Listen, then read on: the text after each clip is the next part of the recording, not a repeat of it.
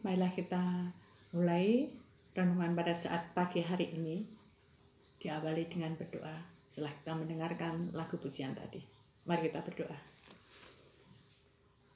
Tuhan Yesus, Allah Bapa kami di surga, terima kasih atas berkat-Mu, kasih-Mu yang begitu besar pada kami, senantiasa menopang kami, mencukupi segala kebutuhan kami, menjaga kami Tuhan, hingga pada saat hari ini.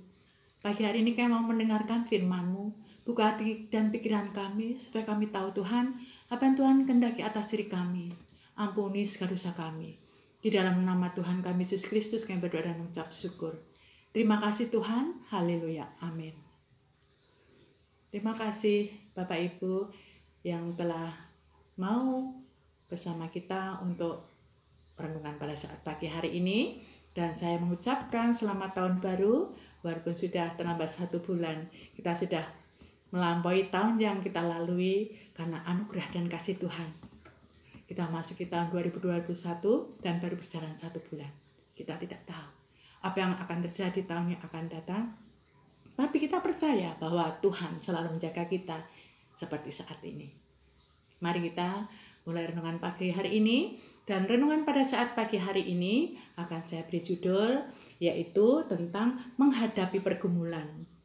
Yang saya ambil dari kitab Ayub 2. Kitab Ayub 2 ayat yang 9 sampai 10.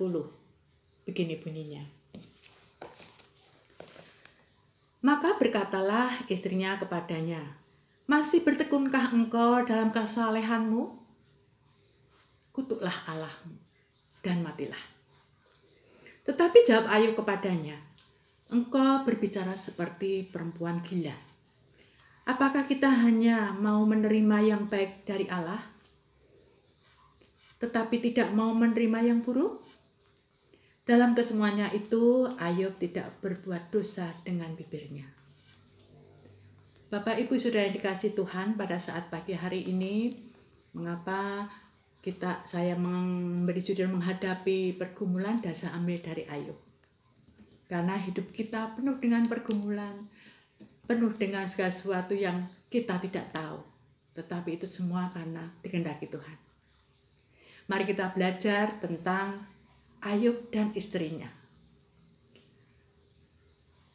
Orang yang dalam keadaan menderita atau dalam tekanan, persoalan yang sangat berat, akan muncul suatu pertanyaan. Mengapa Tuhan?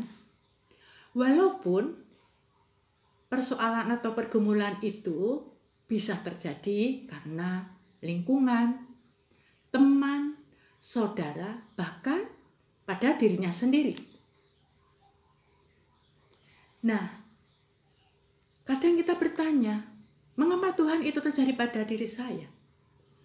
Tidak pada si A, tidak pada si B, kenapa pada diri saya? Dan itu seolah menyalahkan Tuhan. Kita pun kadang seperti itu.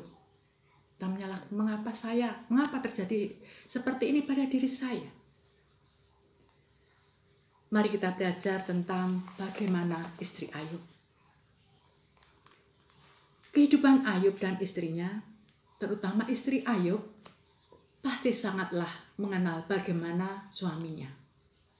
Dan saat itu istrinya melihat betapa sangat terpukulnya melihat suaminya dalam keadaan seperti itu. Penuh sakit, penyakit, hartanya habis, anaknya mati, perekonomiannya tidak memungkinkan, dan semuanya hancur berantakan. Apa yang terjadi bila itu terjadi pada diri kita? Bahkan istri Ayub pun sampai berkata pada Ayub, kutuki Allahmu. Kamu sudah saleh, tapi seperti ini yang kamu dapat. Tapi Ayub menyatakan, apakah kita hanya menerima yang baik saja dari Tuhan? Mari Bapak Ibu Saudara yang dikasihi Tuhan, kita belajar tentang hal itu.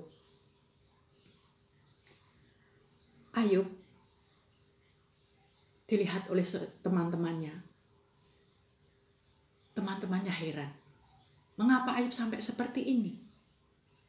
Dan mereka menafsirkan, pastilah Ayub mempunyai dosa yang sangat besar kepada Allahnya.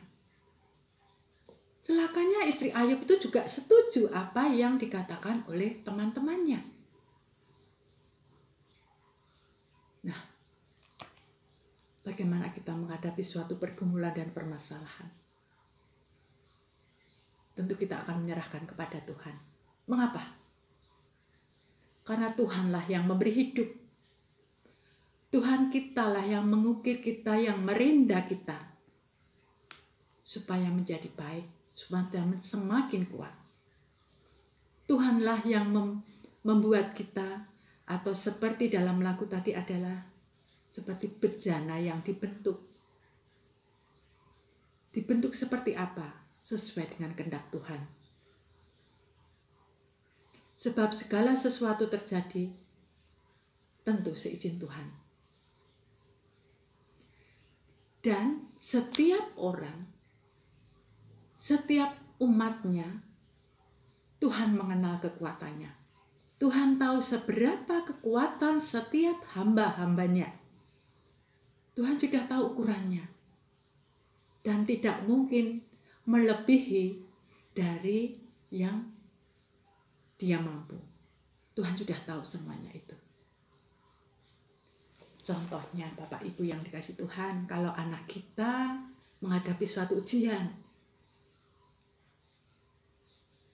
tentu orang tua sangat merasa khawatir, ada suatu pengharapan, selalu berdoa berserah pada Tuhan supaya anaknya lulus, supaya anaknya bisa menyelesaikan tugasnya dengan baik.